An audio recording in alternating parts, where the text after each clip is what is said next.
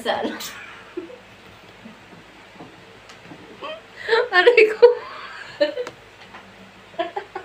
Ganito mo, asal sa ano.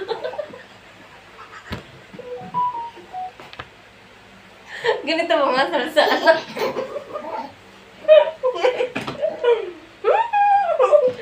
Ganun bang asar sa anak ko? Ganun. Ganun yung bumubulok mo sa kahit niya. Ganun. Aray ko. Ganun guys, oh. Guys. Ganun guys, oh.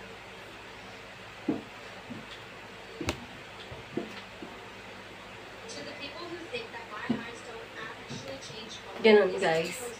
Kaya pag mga asal kayo sa mga anak niyo, ganun ang gawin nyo. Lalo na pag busy sa tablet.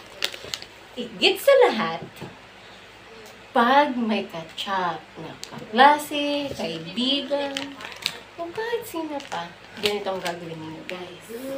Hi guys! Ganun.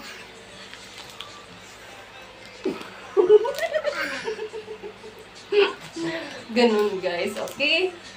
Yan siya guys.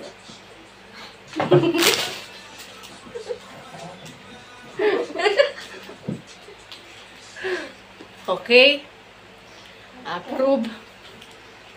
Ganun lang naman kasimple. Pag mga aasar ka sa kanila, i-istorboy mo sila. Pag napikon sila, talo ka. Ay, talo sila. Ganito.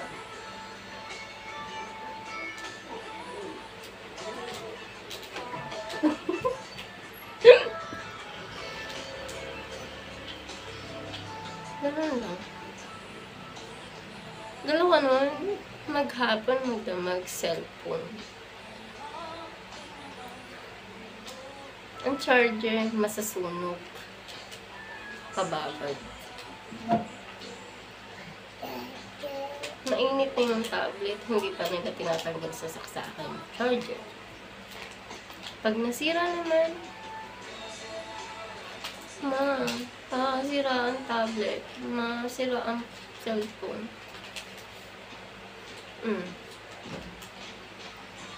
Hindi papagawa. Pag sinuway mo naman sila, pag sinabihan mo, gagalit pa. Sasama ka ang loob. Kaya guys, ganun lang kasimple. Asarin mo. Hindi na asar. Ganun pa.